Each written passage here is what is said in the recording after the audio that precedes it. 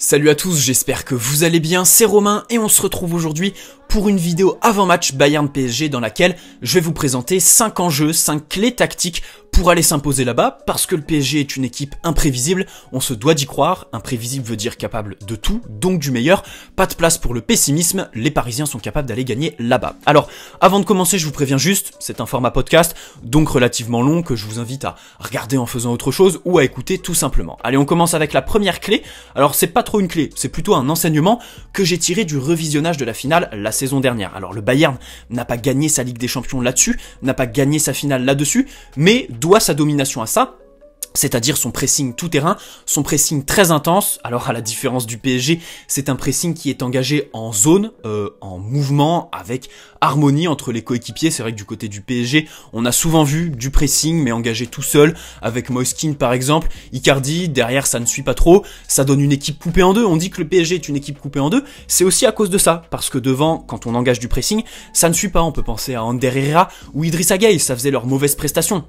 Le fait qu'ils ne suivaient pas le pressing engagé devant, et donc l'équipe était coupée en deux, ça faisait qu'ils étaient pris d'assaut lorsque les équipes adverses réussissaient à passer le premier rideau. Donc c'est ici que se situe la plus grande différence entre le Bayern et le PSG dans ce pressing tout-terrain que les Allemands sont capables d'imprimer tout au long d'un match. Alors, le but premier d'un pressing, on le sait tous, c'est évidemment provoquer de la précipitation dans les premières relances, précipitation qui se caractérise par du jeu long, et ensuite derrière, tu te retrouves à jouer des 1 contre 1, tu évites des situations de surnombre, et c'est beaucoup plus facile de défendre. Alors ici, on sait tous que l'absence de Verratti va faire beaucoup de mal. L'absence de Paredes, on peut s'en réjouir dans un sens, je le disais dans ma vidéo hier, parce que c'est vrai que c'est un joueur qui dans les relances est très important en tant que rampe de lancement, parce qu'il peut briser des lignes, casser les premiers rideaux, donc casser du pressing. Verratti pareil, il peut casser le pressing par rapport à ses qualités de conservation, voilà, aspirer un ou plusieurs adversaires par des dribbles et tout ça. Verratti, on la regrette évidemment, Paredes un peu moins parce qu'on sait tous que à très très haute pression, et d'ailleurs sa finale l'illustre bien, il peine. Il peine parce que c'est un joueur qui est statique, qui peine à courir, à se mettre dans le rythme, on va dire, et à conserver le ballon. Aussi, c'est vrai que c'est un joueur qui a le bagage technique pour s'imposer au PSG, là-dessus aucun souci, mais c'est vrai qu'en termes de conservation, en termes de dribble, on le voit pas souvent aller chercher le 1 contre 1, aller chercher le contact avec l'adversaire. Alors, il y a aussi un autre enjeu que j'aimerais juste revenir dessus, c'est Keylor Navas. Excellent gardien, classe mondiale, peut-être même le meilleur du monde actuellement. Il a sauvé une partie du projet contre le Barça. Il est en pleine bourre, vraiment, il est sur un petit nuage. Encore une fois, samedi contre Lille, bon, on perd, mais il a été décisif en fin de match. Il nous évite le 2-0.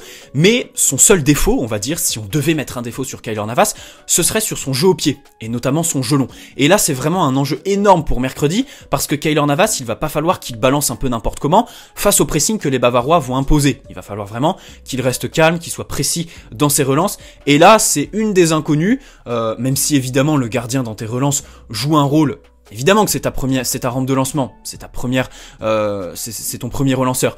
Mais voilà, devant tu as tes centraux. C'est vrai que concernant Marquinhos et Kimpembe, je me fais pas trop de soucis. Kimpembe parce qu'il est capable de tenir le ballon. Marquinhos parce que, comme je le disais dans ma vidéo hier, on va jouer avec un milieu, évidemment, avec un énorme déficit de créativité, en plus du déficit athlétique, évidemment, et en termes de densité. Donc Marquinhos, perso, je pense, des 6 joueurs à vocation défensive qui sont partis là, au niveau des compos probables, pour jouer demain, c'est le joueur qui arrive le mieux à distribuer, à casser les lignes et à casser du pressing, mais aussi à se trouver important en termes de contre-pressing. Donc vraiment Marquinhos, à la relance, je le ferai monter d'un cran, parce que c'est très important de briser ce pressing bavarois avec des passes. On va pas jouer avec le feu, on va jouer avec Kehrer, Abdou Diallo. Alors Abdou Diallo évidemment, vous savez tous que je l'adore, mais en termes de conservation, c'est pas non plus sa qualité première. Il faut évidemment jouer en passe et annihiler, on va dire, ce pressing bavarois qui va être très intense. C'est un des enjeux du PSG si on veut gagner, parce que c'est un des enseignements à tirer de la finale la saison dernière. Là-dessus, il y a une inconnue qui s'appelle Keylor Navas, parce que c'est son défaut, voilà. Un peu trop balancé. Il y a l'inconnu aussi du niveau technique que vont afficher Danilo et Idrissa Gueye, et évidemment l'envie, la proposition devant, le mouvement qui va être proposé devant. Est-ce que Kylian Mbappé va décrocher? Est-ce que Neymar va proposer entre les lignes, ou va attendre sagement, ou tout simplement redescendre? Alors ça, ce serait très mauvais, voir Neymar redescendre 50-70 mètres pour aller chercher les ballons. Évidemment qu'il va les avoir, évidemment qu'il va sûrement briser le premier rideau du Bayern Munich, mais derrière, il perdra toute sa lucidité devant.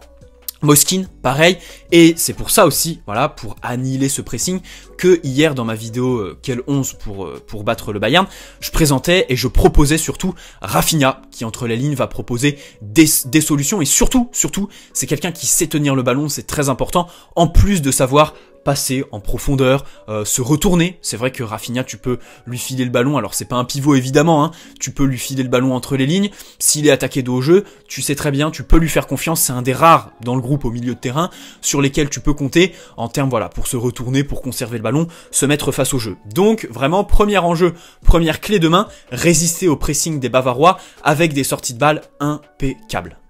Deuxième enjeu, alors ici j'ai fait un peu plus classique, j'ai pas innové, mais de ce classique va découler le réalisme, il va falloir beaucoup de sang-froid évidemment, c'est une des clés du PSG, surtout une des inconnues, parce que la deuxième clé que j'ai sélectionnée, c'est évidemment exploiter la profondeur, et ici j'ai pas envie de dire que c'est une inconnue, puisqu'on va se présenter avec Kylian Mbappé évidemment, contre un Bayern qui joue très très haut, alors c'est évidemment un des défauts du pressing tout-terrain qu'ils mettent et un des défauts de leur défense, parce que c'est vrai que c'est une défense avec Davies par exemple, hein, on espère qu'il sera titulaire demain à la place de Lucas Hernandez, parce que vraiment si Davies est titulaire, il va y avoir beaucoup de lacunes à exploiter, c'est pour ça que je préfère mettre Mbappé sur le côté droit, mais aussi, attention, on a Kylian Mbappé, on a Neymar évidemment, Moiskin très important pour tenir une défense très très haut, alors c'est vrai qu'il redescend, c'est vrai qu'il fait beaucoup d'efforts dans les replis défensifs, ça peut permettre à la ligne défensive d'être un peu de souffler on va dire, parce que il les maintient pas, voilà, très très bas, il les fait revenir.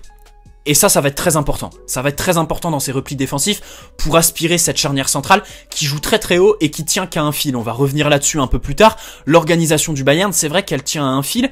Elle a des défauts et c'est son principal défaut. Se projeter beaucoup, mettre du pressing et tout ça. Évidemment, derrière, à la perte de balle, tu te retrouves la plupart du temps. Et ça, tu le revois quand tu regardes leurs défaites cette saison. Les matchs qu'ils n'ont pas vraiment maîtrisés. C'est les situations de surnombre. Parce que, évidemment, leur pressing, il est très très bien. Il est quasi parfait.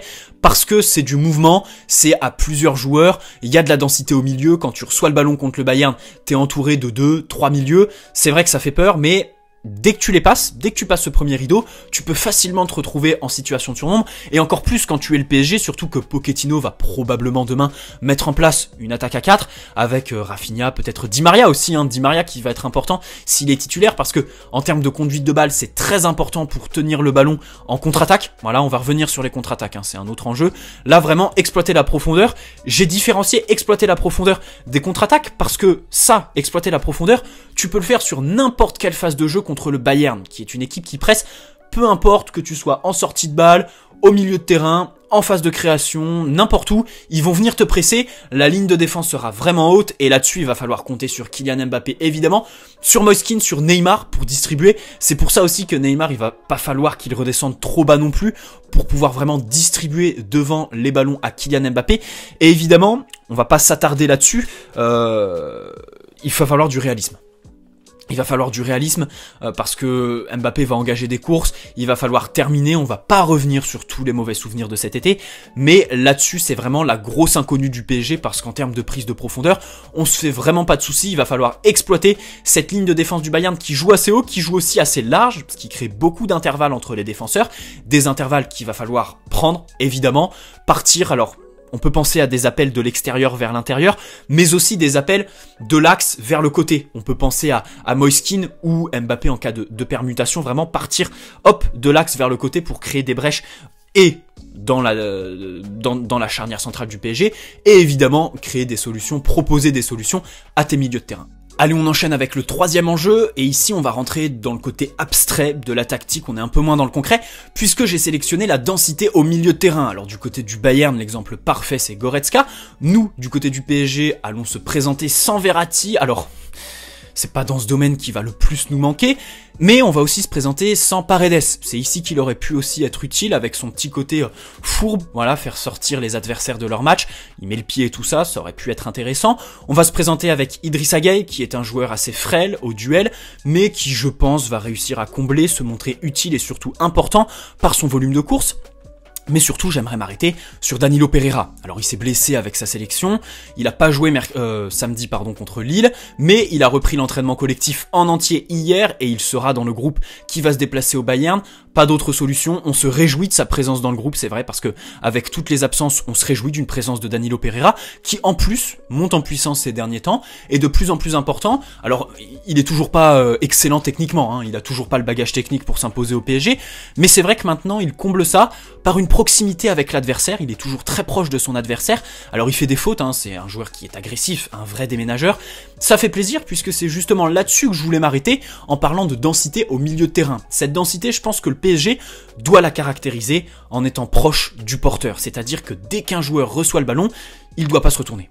On doit être à 3 mètres, c'est pour ça aussi qu'il faut un numéro 10 qui défende beaucoup, c'est pour ça que du coup je veux pas mettre Neymar en numéro 10 parce que je vois pas lui dire ouais tu prends lui au marquage individuel, dès qu'il a la balle, tu dois être dessus. Non, Neymar vaut mieux lui dire redescends, essaye de tacler, essaye d'aller au duel, récupérer des ballons, mais lui imposer un marquage individuel, je pense que c'est pas possible, et puis de l'autre côté, ça nuirait à sa performance, donc c'est aussi pour ça que je veux pas de Neymar en numéro 10. Rafinha, je sais qu'on peut lui demander ça, donc vraiment densité au milieu de terrain qui va se caractériser évidemment par au duel, il va falloir résister. Bon, là-dessus, c'est un peu l'inconnu, hein, c'est la grande inconnue. Hein. Je vais pas vous faire tout un speech sur les prises d'appui, sur la force du haut du corps. Alors là-dessus, évidemment, on a Danilo Pereira et tout ça. Les duels aériens aussi, ça va être très important. Si on presse, le Bayern va relancer long, donc il va falloir gagner les duels aériens parce que tu peux engager un pressing, tu vois ce que je veux dire, mais si derrière le Bayern joue long et gagne tous ses duels au milieu de terrain à la retombée, ça sert pas à grand chose puisque tu te fais péter ton premier rideau absolument tout seul, tu peux t'en prendre qu'à toi-même. Donc vraiment au duel, ça c'est une inconnue, il va falloir être très très solide et attention. Aussi, c'est là-dessus vraiment que je veux m'arrêter et insister, en termes vraiment de proximité avec l'adversaire au milieu de terrain. Il va vraiment falloir être très proche du porteur, mais aussi de son vis-à-vis, puisque on sait tous que ça joue très très vite, les circuits sont très fluides, et pour les défluidifier, on va dire, pour vraiment casser ces circuits de balles, et les relais surtout, parce que le Bayern prend beaucoup de relais au milieu de terrain, ça joue sur les côtés. J'aurais pu mettre ça en enjeu. Sachez que, quand vous avez ouvert la vidéo, je pense que 80% des gens se sont dit, il va nous parler des côtés. Bien non. Parce que, je pense que ça sert pas à grand chose, tout le monde le sait, il n'y a pas grand chose à dire puisque c'est une histoire de 1 contre 1, voilà, je vais pas vous faire tout un débat, 3 minutes, je me voyais pas tenir 3-4 minutes sur comment défendre face à un ailier super rapide, ça voilà, c'est le rôle de Thilo Kehrer, sûrement qui sera titulaire demain, donc oui, c'est un enjeu les côtés, que j'ai pas mis dans cette vidéo parce que c'est un enjeu que tout le monde connaît et il n'y a pas grand chose à dire dessus. Donc voilà, le troisième enjeu vraiment, mettre de la densité au milieu de terrain, mais pas n'importe comment, vraiment très intelligemment, et là-dessus je pense qu'on peut, alors c'est pas une histoire collective, mais c'est vraiment individuel, c'est vraiment voilà les cas personnels des joueurs parisiens demain. Allez, quatrième et avant-dernier enjeu, je vous en parlais tout à l'heure, lorsque je vous parlais de l'exploitation de la profondeur, c'est évidemment se créer des situations de surnombre, parce que contre le Bayern, si tu veux te créer des occasions, et évidemment marquer, c'est la première option que tu dois sélectionner. Moi perso, si j'étais entraîneur, vraiment je miserais ma tactique, alors pas que sur ça évidemment, mais ce serait la première option que je dirais à mes joueurs, les gars, si vous voulez vous créer des occasions, prenez pas des risques inconsidérés quand on est en phase de création, mais vraiment à la récupération de balles.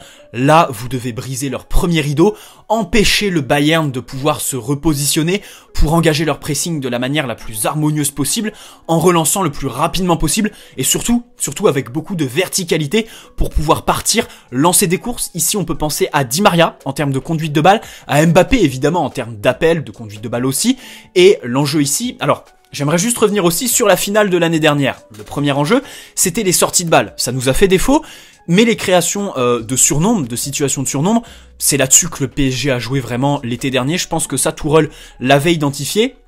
Je pense qu'il n'a pas basé sa tactique pour la dernière finale là-dessus, mais ça a été un des enjeux lors des séances tactiques à Lisbonne, vraiment se créer des situations de surnombre parce que le PSG en a eu, le PSG a eu des vagues qu'ils n'ont pas exploitées évidemment, parce que manque de réalisme, manque de lucidité dans les derniers mètres, peut-être dû au côté individualiste des joueurs, ou alors à la perte de lucidité parce que fatigué, peut-être, mais bon, on va pas revenir sur la finale. Mercredi, de toute façon, il faut les joueurs les plus collectifs possibles, il faut une équipe soudée, et évidemment des joueurs lucides, réalistes dans la surface. Je pense que Mbappé a progressé par rapport à ses problèmes de finition et tout ça, cette saison. Je pense aussi que l'arrivée de Pochettino lui a fait du bien là-dessus, au niveau de sa finition. Maintenant, il fusille beaucoup plus les gardiens, donc vraiment se créer des situations de surnombre, et là-dessus, je compte vraiment sur les récupérations. Je parle même pas des sorties de balles, c'est vraiment à la récupération. Il faut empêcher le Bayern, désorganiser le Bayern, et dans un lapsus, vraiment dans un temps très court, il faut absolument briser les lignes et tout de suite passer aux attaquants, trouver des relais au milieu de terrain. Là-dessus, évidemment, c'est là que Verratti va nous manquer. On peut penser à Marquinhos, Gay, je pense que Gay va avoir son rôle à jouer là-dedans, et évidemment Neymar. Neymar doit être le relais numéro 1 des joueurs à la récupération, il faut tout de suite le chercher, et ensuite, évidemment, ça part en effet domino sur Mbappé ou Moise Kean qui va pouvoir aussi prendre la profondeur. C'est une des qualités de Moise Kean qu'on sous-estime. On dit que c'est un joueur qui se replie beaucoup, qui a un super état d'esprit. Nickel, parfait. Là-dessus, il n'y a pas débat. Vraiment, c'est super. C'est ce qui fait le joueur qu'il est aujourd'hui. C'est-à-dire un des préférés dans la communauté parisienne, un des plus appréciés, et un de ceux qui ont la meilleure relation avec les supporters. Donc vraiment, voilà, Moise Kean, j'aimerais appuyer aussi sur son côté prise de profondeur, parce que vitesse. Di Maria, parce que conduite de balle, parce que pied gauche, et Mbappé, parce que tout en fait. Mbappé, c'est vraiment un tout. Donc, prise de profondeur par des créations de situations de surnombre. C'est mon 4e enjeu. Et enfin, on va enchaîner avec le dernier enjeu qui est un peu bateau, mais qui pour moi, en fait, c'est un enjeu qui est bateau. Je vais même pas vous parler de tactique, mais pour moi, c'est tout simplement le plus gros enjeu, la plus grosse inconnue, mais aussi le facteur le plus important dans l'appréhension de la prestation que les Parisiens vont livrer mercredi contre le Bayern. Je parle évidemment de la capacité à se sublimer dans les grands rendez-vous. Alors, se sublimer dans différents sens du terme. Évidemment, on peut prendre le côté performance, puisque la quasi-totalité des joueurs qui seront sur le terrain mercredi soir ont été recrutés par le PSG pour se sublimer dans les grands rendez-vous, pour se mettre au niveau. Alors Kimpembe, Marquinhos, Navas, alors Verratti quand il est là, donc à moindre mesure, sont satisfaisants là-dedans. Neymar reste une inconnue, Mbappé un peu, même si on peut penser aux références un peu plus lointaines. On va dire que le match aller contre Barcelone au Camp Nou, durant lequel évidemment il s'est mis au niveau, il s'est sublimé, c'est la caractéristique des grands joueurs. On attend d'eux qu'ils se mettent au niveau de la Ligue des Champions.